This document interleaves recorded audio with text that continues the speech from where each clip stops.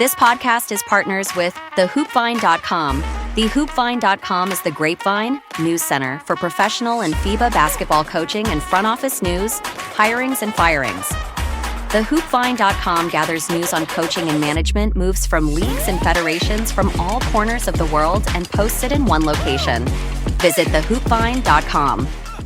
Hi, welcome everyone to this new season of the Quinto Quarto. Today I'm with Carlo Finetti, I would say a coach that I've been following for some time for his work with the Liver basketball during the summers.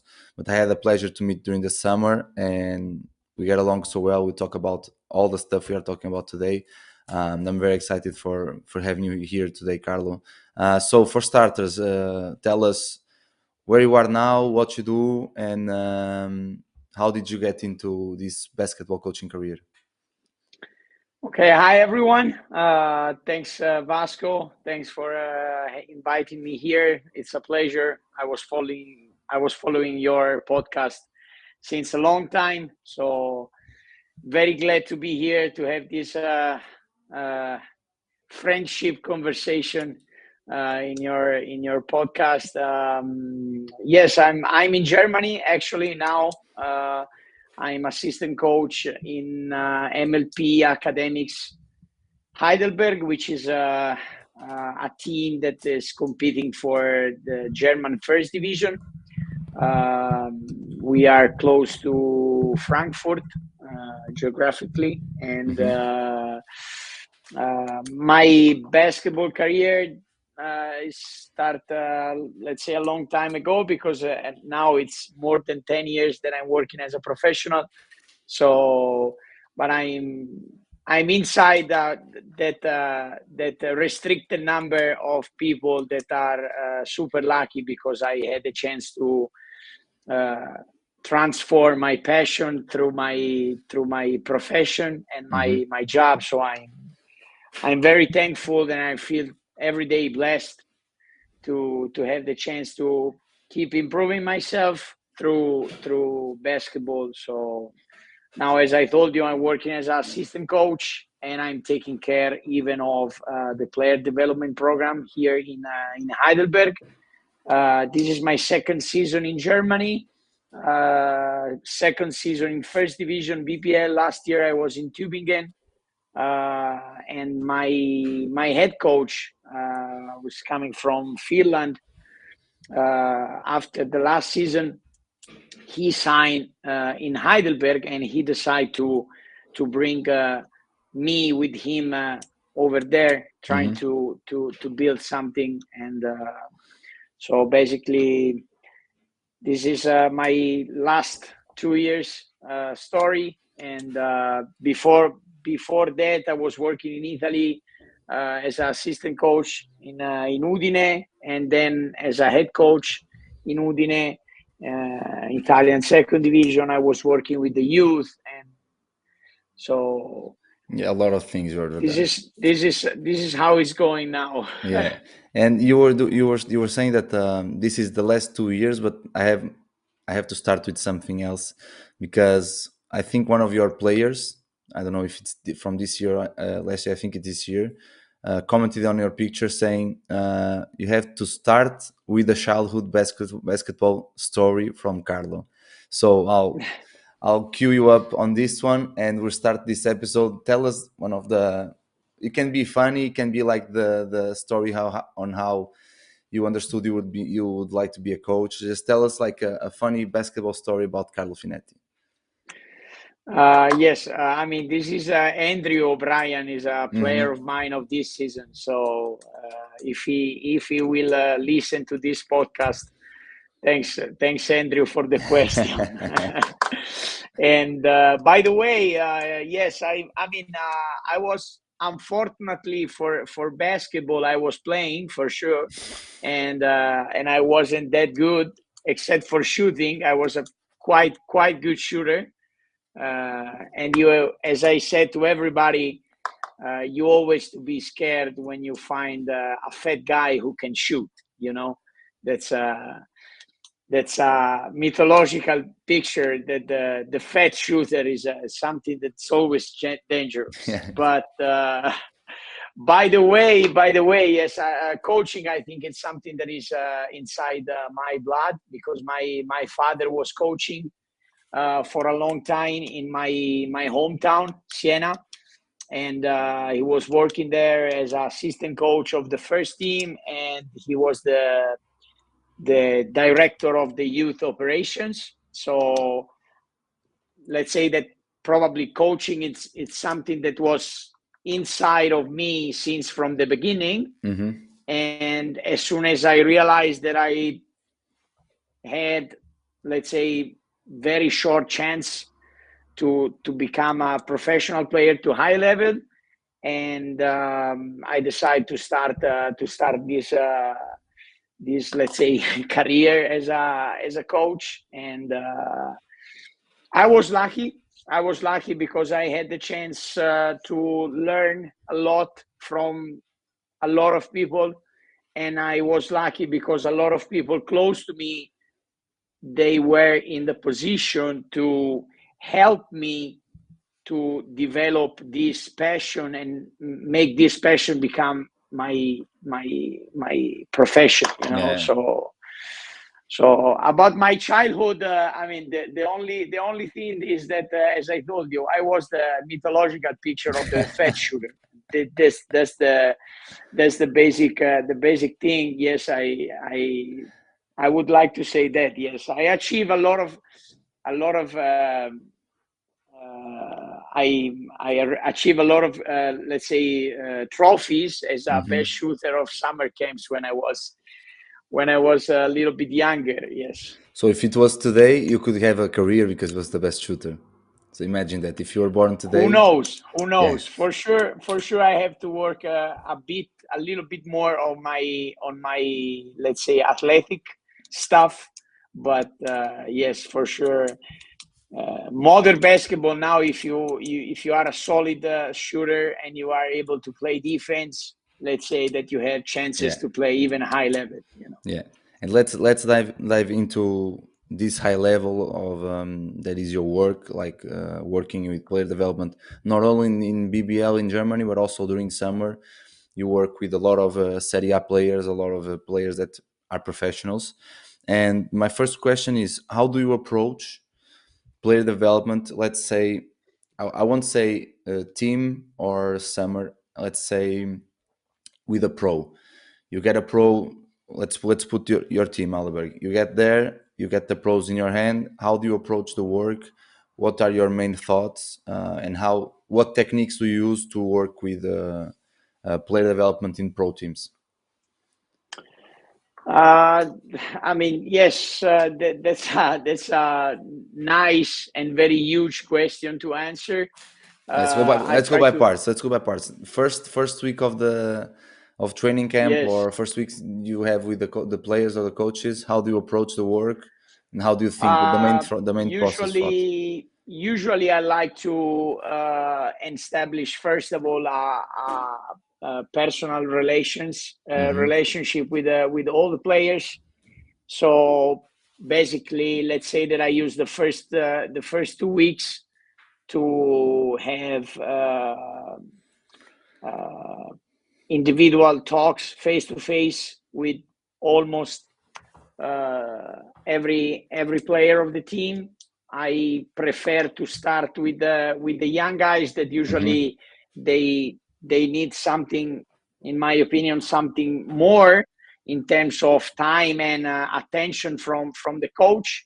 And then I will go with the veterans that probably usually they already have their own routines, and they just need to keep working on the same stuff to perform during games. So this is the first thing that I always like to do. Try to have even a short conversation, 5 minutes, or even outside the gym, face to face. Yeah, but let's just because this is a very important question for you.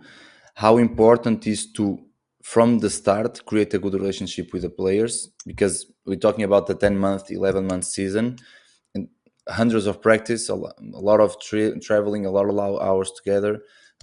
How important is to create, and what are if you can tell us what are the tips you can give us to create better relationships with players. Be transparent every time that you can, and in my opinion, be brutally honest every time. And but for me, the most important thing is that every player has to understand that you are there not because of your ego, but because you want to help him. This is something that I always tell to the players. I will be your assistant coach, but I will be there every time. Whatever you need me, whenever you need to have, I don't know, 100 makes, or you have a bad game on Sunday and you want to come back on Monday morning, I'm going to be there.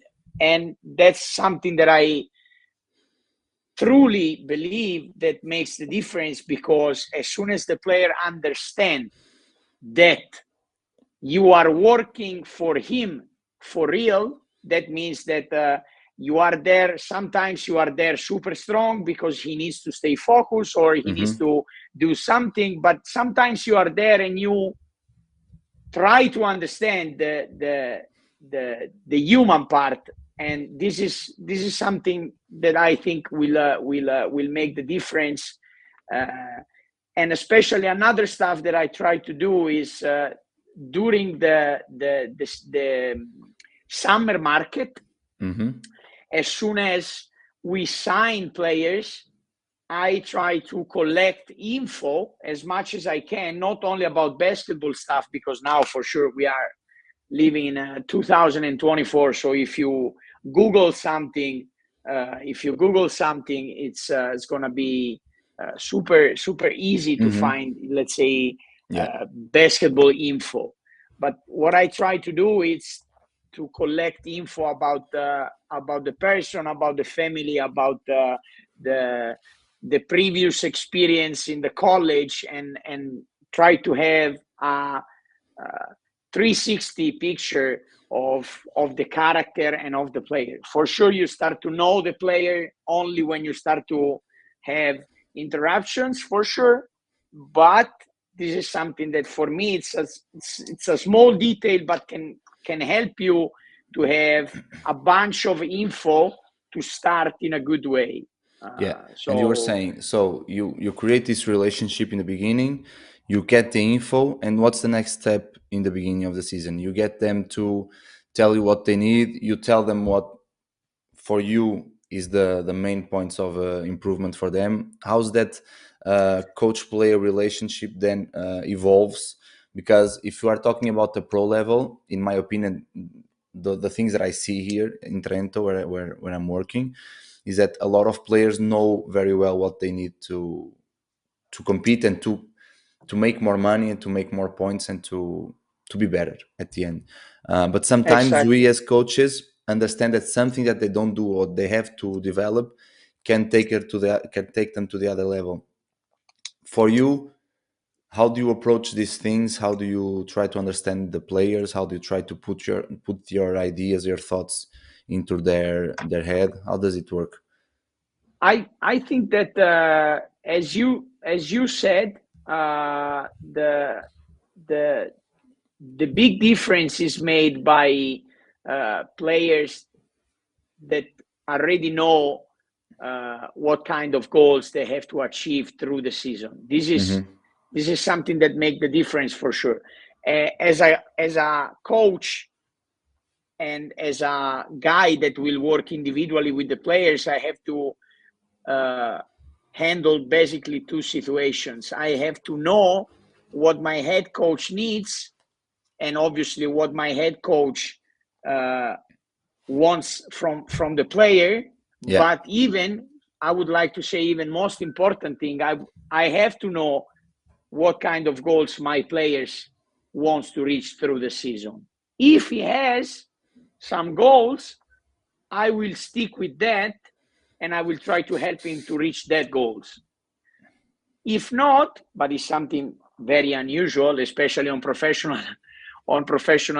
professional athletes, you will have the chance in that case to give them, let's say, some suggestions. So this is Yeah. So something that and you start planning the year, planning the weeks, planning the work. What is your working method? So we've talked during the summer. We had a lot of talks about on-air drills, dummy defense, live. How do you separate them, and how do you work, or what is your working method to develop the best way possible your players during the year? Uh, basically, I try to go with 3 months, 3 months schedule, 3, 3, 3. So, and let's say the last 3 months, especially if you are in a team that is competing for, I don't know, playoffs or trophies or stuff like that, the last 3 months should be something that will help the player to arrive at the end of the season Ready. ready Okay. Yeah. for what you need with the team. So those are the last 3 months. The first two, let's say, boxes, 3 and 3. This is something that I always divide in this way. I have basically 3 different sessions. I have, let's say, watering flowers session, I would call like this, where Okay. you obviously, like when you give water to the flowers, you work on something that you need to develop. And connected to this first part, I have brushing teeth session, where I try to develop routines connected to the watering flower session. That they have to do And every day or every practice? Every day. they have to do every day. Okay. So something super short, could be ball handling, could be shooting form, could be something, but everything, something that, like brushing your teeth, Yeah. you have to do daily. And as soon as we get closer to the game, I have the last session that is sharpening swords, Okay. which is something that prepare the players strict and super connected to the team system on what he will need through the game to perform. So let's say I give the first part of the week to the real development, and I try to help the player in the second part of the week Okay. to be ready through the game. So those are my, let's say, 3 sessions. Obviously, I can practice even every day, but for me, this is how I divide my schedule. So No, it's watering interesting. flowers, Yeah. brushing teeth together, and then the last part Sharpening is swords. connected a little bit more No, to the yeah. game. It's interesting that you put it that way, because if you divide the week by two, the first time of the week that maybe the player made some mistakes and needs to develop some, or needs to take some of those mistakes, and you can develop on their game, you can have them focused on, okay, this is, you lost three, you got 3 turnovers because you were dribbling the left hand too low, then you're working on our game. And on the second part of the week, where you change your ship to the next game, you can help them go through to that mental preparation to the game. So I really like that way of thinking. And with this, it comes another question. During those of course, brushing the teeth, I believe, is always, or with a partner or alone, right? It's your own routine. It's something to get you prepared, to get you into to Exactly, the mentality, to the exactly, practice. exactly. But between watering the flowers and sharpening your swords, how much of that is on air, so against zero defenders, or against, I won't say cones, but against a stationary defender, and how much of that is with some, either a coach giving some bumps or some dummy defense, or even live? How do you manage, how do you balance all this stuff? Because this is a question that comes to me a lot, because a lot of the coaches that are listening right now are youth coaches, and I think it's important to understand that in the pro level, the imaginary status of the player is already at the highest, so he knows what is happening, he knows what will happen, he can imagine the situation in front of him. But how do you, so let's put this in two questions. How do you balance zero and dummy defense or live in pros, and then what would you do different if you were working with youth teams? If you like, respond to the first and then we go to the after, it's not too long. Yes, I mean, I think that first of all, with the pros, you have to stay connected with the strength and conditioning coach, which is something super important because you have to manage the loads, the daily loads. And but after that part, usually I would like to start with, let's say, average or soft contact at the beginning, just to give the player the even if he knows the picture of what we are doing. Then after, if he needs cut down the contact and go back to zero, and then maybe the last part of the practice, go back with the contact with a little bit more of intensity, and even sometimes readings, for sure. But it's obviously that with youth, I believe that youth players, that they have to learn and they have to develop through mistakes.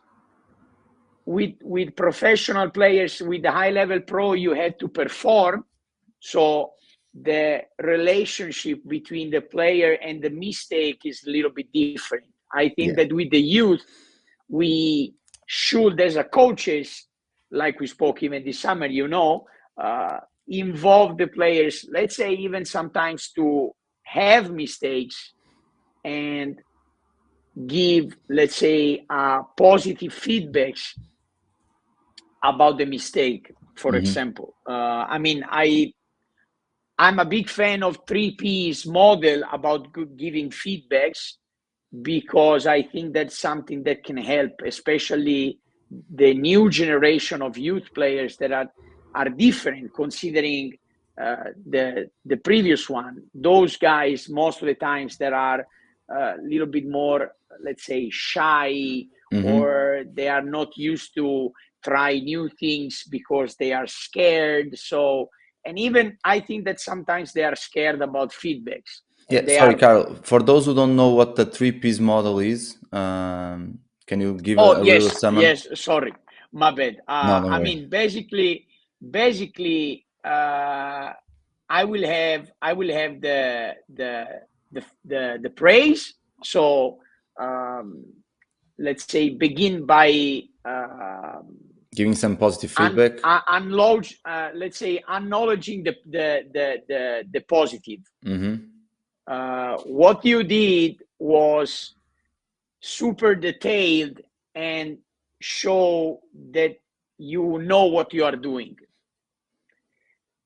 I will put in the middle, let's say, the problem or the challenge.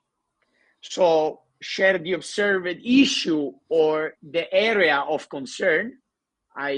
However, so what you did was super detailed and show me that you know basically what you are doing. However, and then I will put the potential at the bottom, where I will, let's say, suggest, let's say, a future potential of the about the issue. So praise, problem, potential, basically something that I, especially with young players, a lot of people know that as the sandwich tactics of feedback. So you give positive, constructive, and positive to the future.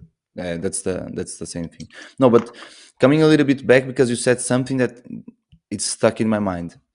The relationship with mistakes in pro level is very, very different in regards of youth, and I want to grab that for a second. As a coach, and even more as a player development coach, where you have to put them in some uncomfortable situation at times as a player, how do coaches can manage mistakes and mental toughness to players? Because, like you said, I'm Vasco. I have to perform. I'm good at catch and shoot threes. But for our system and for my career, I have to get some off the dribble threes, or 2 years after, I can't have any contract. How can you manage my relationship with mistake during the development part of my off dribble 3-point shot? I'm a big fan of San Antonio Spurs model about that. They are used to call these vitamins. I mean, this is something that they already discovered back in the days. So, but what I try to do is to give to the players, especially for what you said, to manage the mistake, vitamins in a different way. I would like that all the players have some vitamins through the practice every day about something that they already know how to do, so that can give them confidence, Okay. and keep them inside the practice. But inside those vitamins, even something that they don't know how to do it yet. So what I try to do, for example, as you said, if I coach Vasco and I know that Vasco is very good on catch and shoot, I will give to Vasco the daily vitamin to shoot during game situation in practice at least 4 out of 7 3-point catch and shoot. Okay. But I will even ask to Vasco to try to attack 3 times the closeout in a good way with the right hand, and 3 times the closeout with the left hand. So you know that you have at least 7 chances to shoot threes, which is something that you know that you are good at, but you have even 6 chances to let's say, develop something that you don't know how to do. Just to stick with your example, but this is something that could be managed in a different way with the head coach, talking with the head coach, putting on the table the schedule. Probably the head coach will say, I don't want that Vasco shoot 7 threes in one practice. I would like that Vasco shoot 4 times. So I will change. I will go, 3 out of 4 catch and shoot, and then 1 drive right, 1 drive left. And probably, if you have the chance, adding the video of the practice, and the day after, or the afternoon immediately after the practice, or the morning after the practice, give some positive feedbacks about that. Yeah, I was going there after, but now that you mentioned, we can go straight into it.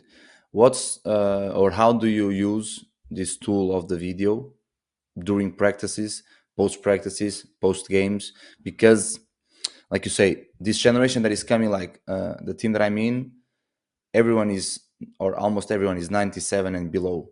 So they are already a digital generation. How do you use that to reinvent yourself and help players through footage and through video? Two main things. I use videos to lean a good foundation for the players. So especially if they are young and they are approaching with a professional, I would like to put some models. We were speaking about Trento Summer Camp, about Toto Forrai or some other players that were using something that we were working on, So this is something that I think can help the players, especially the young players, to have a good model and try to become a student of the game. This is the first part. Because even us, even you, me, we are coming from that generation where basically now you go on YouTube, you Google something and you find thousands of videos. Yes. So we are, and we should be, student of the game every single day, learning from our players, learning from our coaches, blah, blah, blah. And the second thing, a little bit more specific about the post-practice and post-game video. Yeah. Post-practice video is something little bit, in my opinion, a little bit more about the technical part. Okay. How you put that foot, how you use that screen, how you change the angle of the screen, blah, blah, blah. But you show them right after practice. You wait until they get home and get some hours of rest, and then you show them. You cut clips and you send them through WhatsApp. Like, what's the main? In my opinion, it depends on the relationship that Okay. you create with the Okay. players. Okay. Because you have someone, you know better than me that there are some players that when they are locked in, they want info. They want the coach stay on them and push them over the limits. But there are some other players that as soon as the head coach start to be a little bit more aggressive on them, they close themselves and they don't want to talk anymore. Yeah. So sometimes I use WhatsApp. I'm a big fan of sending clips on WhatsApp, even because you can, let's say, have informal conversation through messages. So it's something that can help for sure. High level teams, they have those big database where they share clips because they have live tagging through practice. So even if the technology can help, it's always a good idea. But this is after practice, and after game it depends on how they play. Who are we? Cinco Clipboards is a proud Portuguese brand that develops products for coaches of various sports. The story of Cinco Clipboards began with a challenge from a basketball coach to develop a tactical board. Later, Cinco was born on September 5th, 2016, with the purpose of offering a quality product and service, combining design, the experience of more than 10 years in graphic arts, and the love of sport. Go to cincoclipboards.pt and use code CincoQuarto for 10% discount on checkout. Sorry, Carlo, let me just, before going to post-game, because post-practice, I think it depends, because in your case, you are assistant coach and player development, so you can't do both at the same time. In teams where you have just one person or two people doing player development, you think it could be a good way of doing stuff like having those two guys working nonstop on searching, clipping, video. Like, if you were assistant coach and you have a player development coach just for itself, for you, how would the post practice more than the post game? That's why I was talking here. Could be even more elevated of quality. 100%.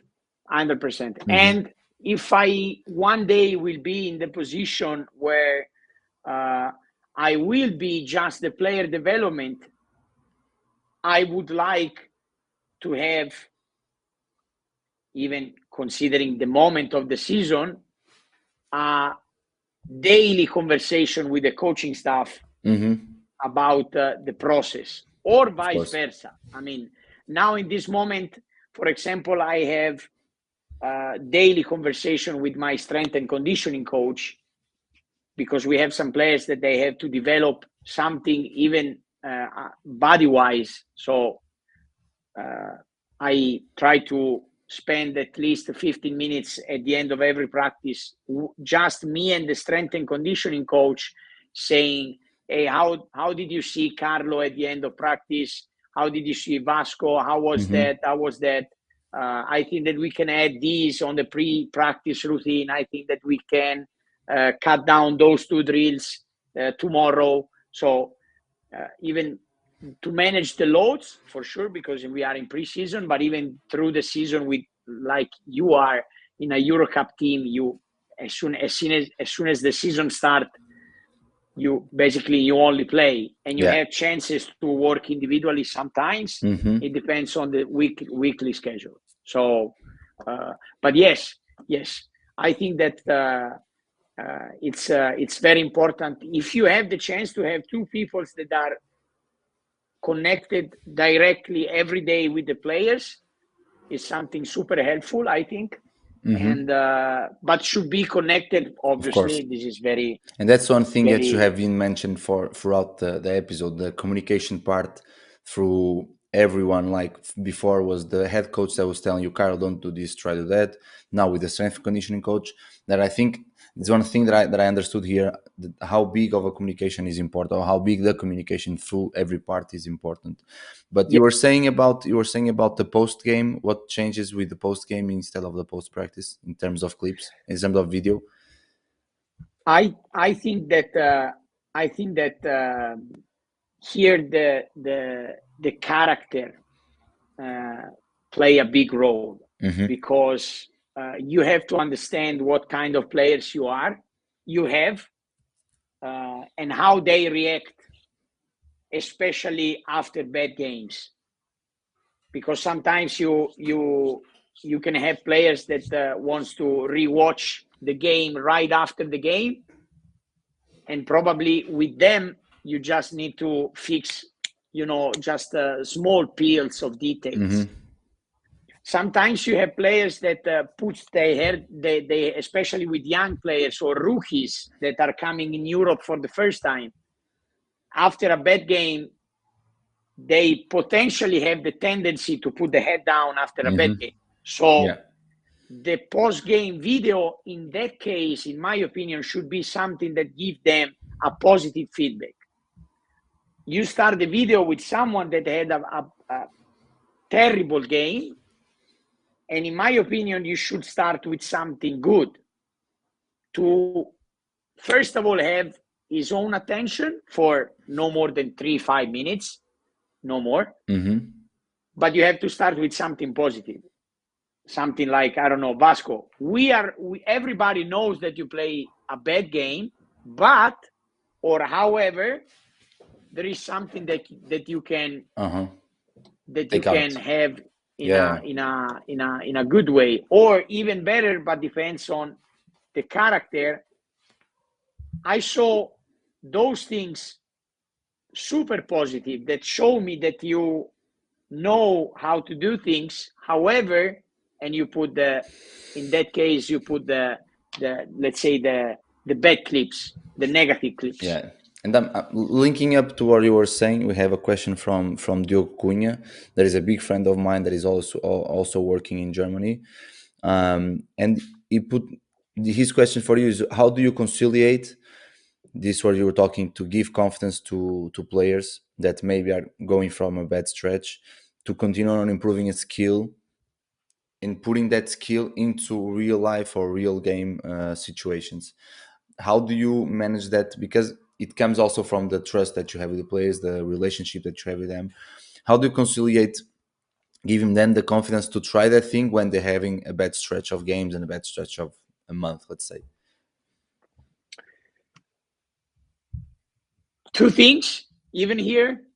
First of all, the head coach. You have to know very well the head coach, because if the head coach is someone that is putting a lot of pressure on him, or it's someone that when players have bad stretch, let's say 3-4 games, super bad, and so the head coach start to be super heavy against them through the weeks, probably that's the moment where you have to let's say try to have a single session with the player, even outside the practice time.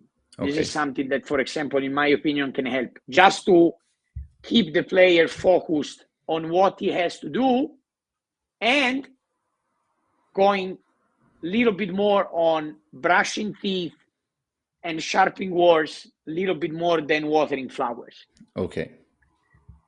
But you have, in my opinion, you have to create a solid connection with the head coach. This is something super important. Even listening to a lot of player development of NBA, or, for example, Ricardo Foyce, which is one of the pillars of this role for our young Italian coaches. When you listen to some podcasts or interviews, you can feel that this is a key moment of every week, every month, every season. The connection inside the coaching staff is crucial. because if you don't know exactly what the head coach wants, you risk to put not only yourself but even the player in a very, very, very strange situation. And this is something that, to be in my opinion, to be a good player development, you never want something like this. Yeah, and that comes suits perfect to the next question that I have, is that how do you manage, or the word balance comes up a lot on this type of work, because you have to compete at the same time develop. It's not easy to manage, but how do you balance ongoing competition? So let's say you guys need to win the next 3 games, or you this season you know that is going to be high level of competition, high demanding, high pressure. How do you balance the demands of the competition with your on developing player programs? Daily checks, Okay. and it's in. I don't want to be. I don't want to put that too easy, but for me, it's something that one of my mentors always says, that coaches are like horse riders, and you have to be able to smell when is the moment to let the horse go and when is the moment to hold the horse, so this is something that, for example, from my side, it's not something that you can find on the books. This is something that you create. You have to create that over your own skin. I did my bullshit stuff. Can we say bullshit in the Of course, you podcast? can Okay, say whatever you want. I did my bullshit stuff, and I think that even the guys that are working in NBA, sometimes they finished their own workouts, and in their mind probably they said, "Oh, damn, I did something super wrong.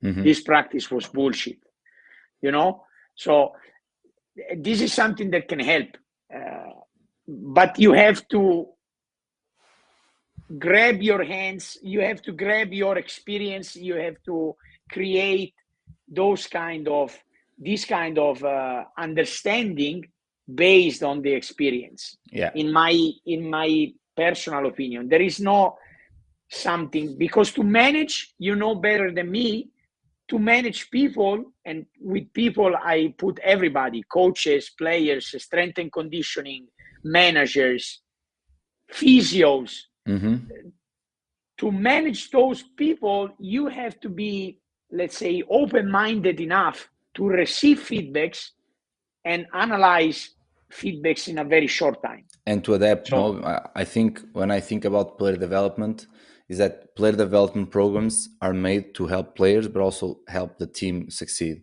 So you have to adapt to the needs of the team in that certain type of moment. So if this week the coach says we need to make more frees, I think you as the program, you have to, I don't say change it, but adapt it in a way that you can go into the demands of coach. But to enter the last part and to create here a gap, because we've talked about a lot of things that have a high level of input information, but I'm very, very curious to understand in the more practical way. Let's put it this way. Let's put this in the imaginative situation. I'm your player in Heidelberg. You are my assistant coach, my player development coach. We have a session today, and you got the 3 bullet points you have to work on. How you structured, I don't know, it's half an hour, 45 minutes, I don't know how much time you have per session. How do you structure the session during the day, and how do you what do you ask in terms of intensity, in terms of knowledge of the player? How much do you ask? How much do you challenge? How much do you give? Take us through a day or a practice session with Coach Carlo. First, let's say 45 minutes. 45 minutes, I would go something like 15 minutes of brushing teeth for sure. So something by routines. Okay. And the main part of the practice, let's say 15 to 25, something that goes through game situation. Okay. If I have to work, for example, yesterday I had a session with our starting guard, who's someone that is very able to slash, but is not that good enough in this moment to read and react situation. For example, closeouts or understanding who's tagging the role on ball screens and stuff like that. So after our brushing teeth part of 15 minutes, we went through 25 minutes of basically immediately read and react situation on closeout and pick and rolls. Okay. Middle pick and roll. And then I finished the last part with some, again, brushing teeth, but in a different way. Maybe, let's say the first brushing teeth was more about shooting routine and shooting off the dribble, because he is a slasher, but he needs to improve the mid-range dimension. Okay. And so I connect the first brushing teeth to the watering flowers part, because after that, pick and rolls and closeout was based on try to read when is the moment to have the pull-up or not, or finish. So I try to connect the first two parts, and the last part was, again, brushing teeth, but on shooting situation, just to have a little bit more of reps, even on catch and shoot situation, off screens. And I try to challenge every time players with let's say 5 out of 7 confirmed by free throws, just to recreate a little bit of pressure on shooting free throws. Because, for example, studying the career, this guy is a very high, my opinion, very high potential athlete, but as he's a slasher, he's going to shoot a lot of free throws. In my opinion, in the last 2 seasons, he had very low percentage on free throws. So I try to add something on brushing teeth that, in a very small way and simple way, try to keep his mind connected to stay focused when you shoot free throws, for example. So that was one thing that it pops in my mind now, because I recall that you do also the summer at the summer development, and with your teams you told me this once, how important it is for a coach to be involved with the practice, be energetic, be doing defensive, getting their hands dirty, to per se. How important for you to create that relationship and to keep a light mood of working is for you? How important is for you that type of stuff? From 1 to 100, I think 99.5, something like this. Yes, I mean, even here, you have to. Even me as a coach, I have my own models. You know, you like I don't know, you like Luca Banchi, you like Andrea Trinchieri, Obradovic, Messina, because of what they are doing with the teams, for sure. And those are, let's say, some of them are my not mentors, because I never work with someone of them, but good models. But I have even some player development that really inspired me, and in a way of how to do things. Alessandro Nocera, working for Baskonia, for sure, is one of them. It's going to be one of those I have to bring here for sure. You should. Don't talk about too much player development, because my episode will be destroyed by Alessandro. No, I'm joking. Sorry. but by the way, I mean, all those good player developments are people that are practicing with the players. They're not just standing like this and say, okay, now you go 5 out of 7 pull-ups with the right, and they stay like this, and they have one young coach that is passing the ball, So it's very important. Even because, I mean, when you, in my opinion, very small opinion, but and humble, but if you are there with the player and he sees that you are there, sliding, pushing him, fighting with him, sometimes trash talking with him, it's something that create even that bit of fun that you need during practices. Yeah, that's the thing that I've been noticing, that the energy levels during practices has to be high because it's a long season and they have as well as may well have fun with it. But yeah, coach, before finishing, we have this last part of the episodes is called Corner Free, where I make you 3 quick questions, rapid fire questions, and I want you to respond the first thing that comes to mind. And then if you want to deep dive into that response, we can, or we can just leave it like you want. So let's go. The first one, it's what is the advice that Carlo of today would give to Carlo when he was starting coaching? Enjoy every day. Don't think too much on what's going to happen in the future. Enjoy every day because you are blessed to be there. Perfect. Second, if you could have a round table or a dinner with 3 people, basketball or no basketball, to have one conversation one night, who would it be? This is the tricky one. Well, I'm one of the 3 or me plus 3? No, you plus 3. Oh, nice. Me plus 3. Me, Denzel Washington, Greg Popovich, and Sasha Obradovic. Why Denzel Washington in the middle of the coaches?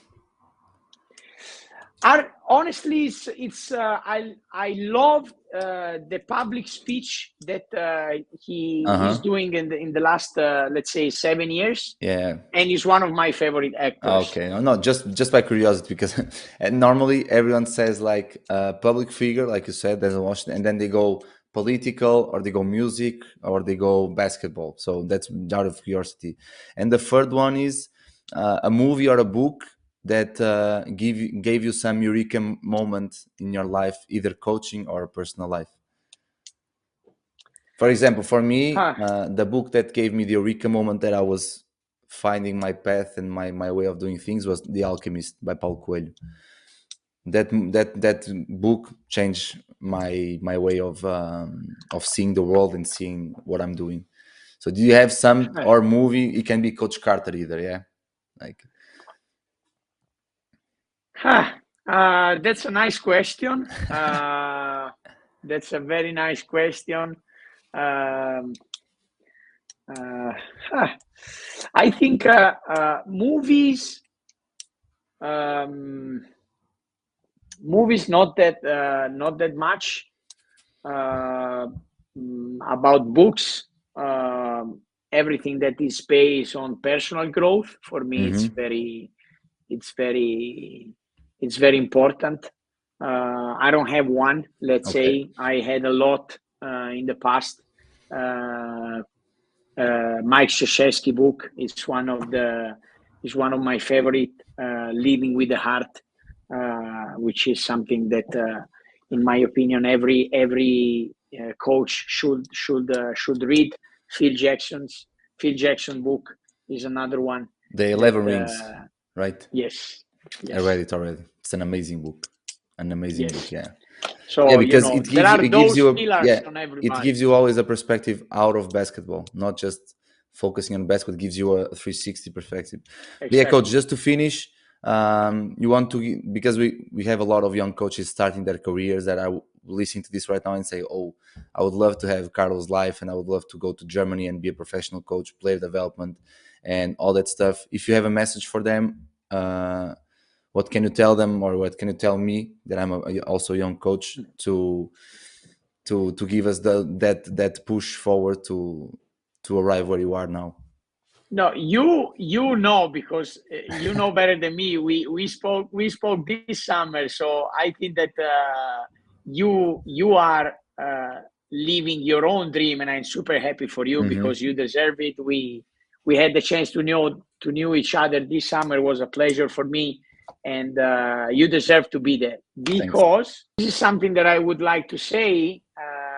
Be prepared and be committed to sacrifice time to reach your goals. This is something that for me is very important. For sure, it's important to have the balance between your lifestyle outside basketball and your basketball life.